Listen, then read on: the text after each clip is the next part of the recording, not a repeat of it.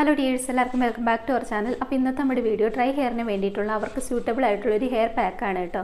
Dry hair ആണെങ്കിലും frizzy hair ആണെങ്കിലും split ends ഉണ്ടെങ്കിലും അതുപോലെ ചകിരി പോലത്തെ മുടിയൊക്കെ ആണെങ്കിലും നമുക്ക് നന്നായിട്ട് മാനേജബിൾ ആക്കാൻ പറ്റിയ രീതിയിലുള്ളൊരു പാക്കാണ്. ഇത് റെഗുലറായിട്ട് യൂസ് ചെയ്യുകയാണെങ്കിൽ നമ്മുടെ മുടി നന്നായിട്ട് ഒതുങ്ങിയിരിക്കാനായിട്ട് ഹെൽപ്പ് ചെയ്യും കേട്ടോ.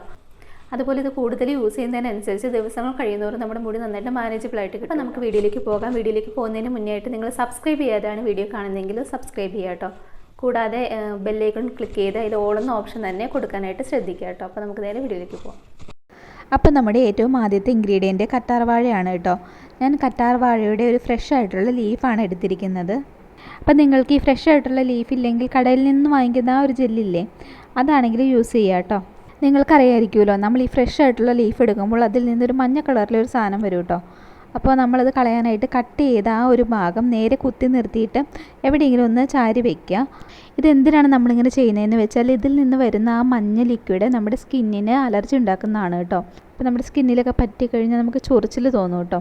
അപ്പോൾ അതുകൊണ്ടാണ് നമ്മൾ ഈ മഞ്ഞ ലിക്വിഡ് പോകുന്നവരെ ഒരു അരമണിക്കൂർ ഇതേപോലെ കുത്തിച്ചാരി വെക്കുക കേട്ടോ. അപ്പോൾ ആ മഞ്ഞ കളർ ലിക്വിഡ് വരാൻ തുടങ്ങിയിട്ടുണ്ട് കേട്ടോ.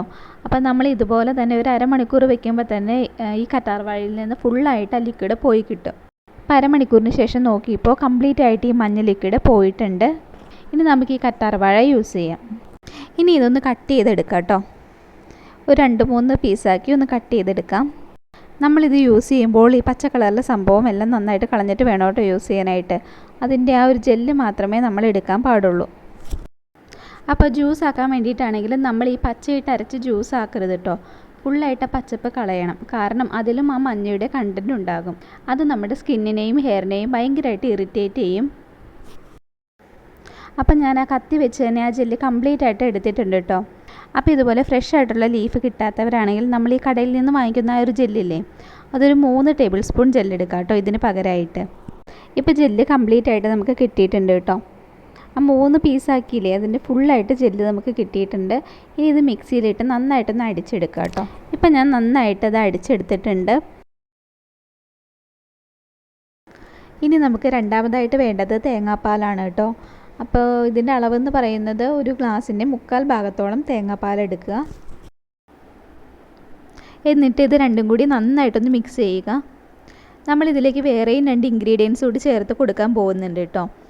ഇപ്പോൾ അതൊന്നും ഇല്ലെന്നാണെങ്കിലും ഈ 2 സാധനങ്ങൾ നിങ്ങളുടെ കയ്യിലുണ്ടെങ്കിൽ നിങ്ങൾക്കിതൊരു സിമ്പിളായിട്ടുള്ളൊരു പാക്കായിട്ട് യൂസ് ചെയ്യാം.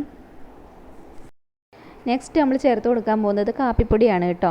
2 ടേബിൾ സ്പൂൺ കാപ്പിപ്പൊടി നമുക്ക് വേണം. അപ്പോൾ ഈ കാപ്പിപ്പൊടി നമ്മുടെ മുടി വളരാനായിട്ട് നന്നായിട്ട് ഹെൽപ്പ് ചെയ്യുന്നതാണ് കേട്ടോ.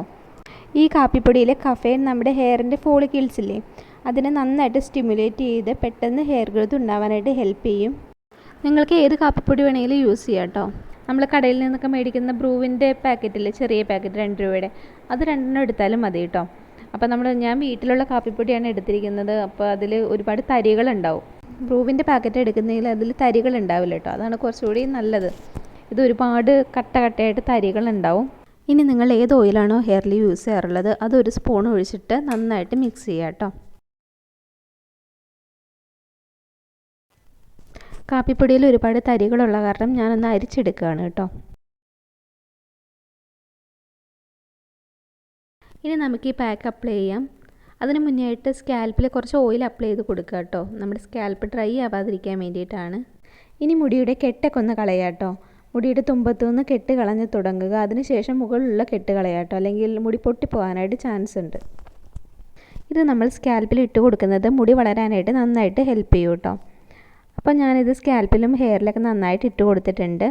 ഇതിട്ടിട്ട് 1 മണിക്കൂറെങ്കിലും നിന്നതിന് ശേഷം ഇത് നമുക്ക് വാഷ് ചെയ്ത് കളയാം. നിങ്ങൾക്ക് ഒട്ടും എണ്ണ മുടിയിൽ ഇരിക്കുന്നത് ഇഷ്ടമല്ല എന്നാണെങ്കിൽ കുറച്ച് ഷാമ്പൂ ഇടാം കേട്ടോ. കുറച്ച് വെള്ളത്തിൽ ഷാമ്പൂ ഡൈല്യൂട്ട് ചെയ്തിട്ട് നമുക്ക് ഹെയർ വാഷ് ചെയ്യാം. ഇപ്പോൾ നിങ്ങൾ കാണുന്നത് ഞാൻ ഹെയർ വാഷ് ചെയ്ത് ഉണങ്ങിയതിന് ശേഷമുള്ള മുടിയാണ് കേട്ടോ. നമ്മൾ പാക്ക് ഇടുന്നതിന് മുമ്പുള്ള മുടിയുടെ കണ്ടീഷൻ വെച്ച് നോക്കുകയാണെങ്കിൽ ഒരുപാട് ഇമ്പ്രൂവ് ആയിട്ടുണ്ട്. ഓരോ സ്ട്രാൻഡ്സും നല്ല ഹെൽത്തി ആയിട്ട് നല്ല ഷൈനിങ് ഉള്ളതായിട്ട് ഫീൽ ചെയ്യുന്നുണ്ട് കേട്ടോ.